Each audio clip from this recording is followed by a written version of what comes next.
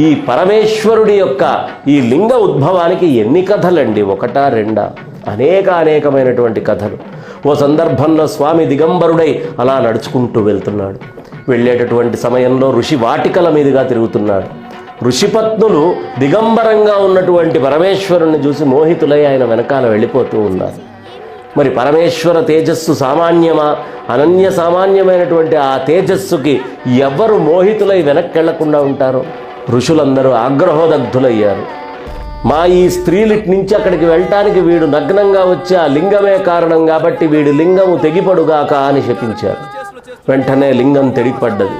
పడ్డప్పుడు బ్రహ్మదేవుడు వెంటనే వచ్చి, అపరాధమైంది స్వామి, బ్రాహ్మణులచే దయ ఉంచి దాన్ని ధరించండి అన్నాడు.